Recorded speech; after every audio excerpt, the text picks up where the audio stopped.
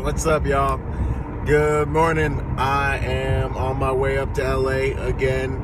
Got some big, good contracts in LA, but I really don't like LA and I really don't like the traffic. But there's some good people in LA, and I'm sitting here, got some deep revelations, some things I think are deep that I think, not even deep, just that I think might help you.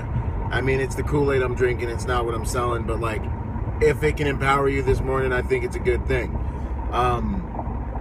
And I'm drinking my Mystic Mango Kombucha right now. So check this out. I'm sitting here driving, and depending on your driving style, you know, I tend to be of the more aggressive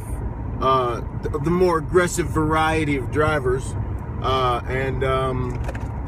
had this whole like little revelation that I thought was deep about life and focus and really like who succeeds and who doesn't, you know, because of certain factors. And I think one of the hugest factors is focus, right? Where focus goes, energy flows, matter follows energy. Like if where you focus on is what's going to be your reality, because that's what's going to like be amplified within, you know, your mind. You know, that's going to be where you think, you know, the world begins and ends. And as I'm like sitting here like weaving and moving through traffic, I'm looking, yeah, I'm one of those guys, weaving and moving through traffic, you know, I know that traffic exists in pockets, right? So there might be a group of people that are all thinking they're doing the best they can, and they're in this little pocket together, and they're down here on the freeway going a certain mileage per hour, that I won't disclose because I'm definitely going faster than that, a certain mileage per hour, and they're thinking they're doing pretty good. And if I'm like trying to move through traffic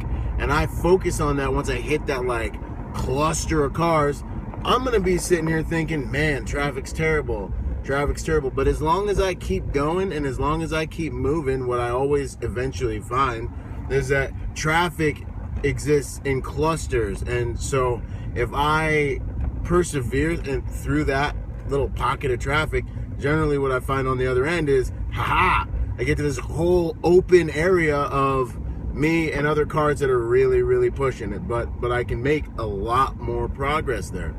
And you know, I think people travel in these pockets because it's comfortable for them. But the bottom line is, if I focus on my circumstances, if I focus on like what's going on around me at that exact moment, when I'm in that pocket of traffic, I can sit there and just drive slow and think that, you know, the whole world is this traffic I'm in, and it can really become discouraging, when in all actuality, it's just like a season. It's just a little short period of time, or it's just a present circumstance, you know, that I'm dealing with, that if I push through it, boom, I'm gonna get the reward. So what I really want you to think about is, what are you focusing? Like take a look at your problems, because remember, life is just simply made up of all the different stories we're telling ourselves. And if we're telling ourselves empowering stories, we're going to be empowered. And if we're telling ourselves disempowering stories,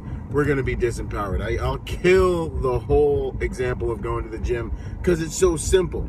You know, some people go to the gym, they experience pain, they tell themselves a disempowering story about how they can't, or it's too painful, or whatever it is. They don't perceive the purpose in the process, and so they don't benefit from the rewards of that process, right?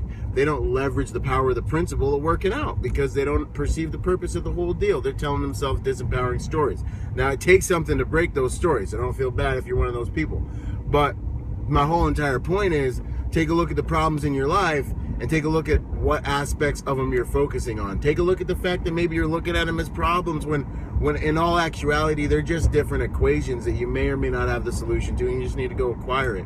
Like, try to take all the energetic weight out of things that might be problems, you know, because really they're just equations that you have to solve, you know. There's no real big problem per se in most cases, you know what I mean? So that's just my opinion, but you know, situation dictates, obviously, you know, there's some stinking problems. But I think just a lot of the things we stress ourselves out about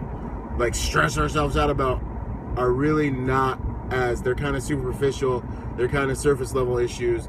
They're not like deep, real, true like problems, you know. But I wanted to just today, you know, remind you, hey, what you're focusing on is what you're getting more of. And if you're focusing on things you can control, you'll feel more empowered. If you're focusing on things you cannot control, you'll be disempowered, meaning you will perceive that you have less power within your given circumstance and your life situation. And then stuff gets scary and you start to really feel a lot of the negative aspects of your psychology, like depression and anxiety, because you feel less in control. But if you control what you can control, boom, it'll seriously put you in a much more powerful position psychologically to create change.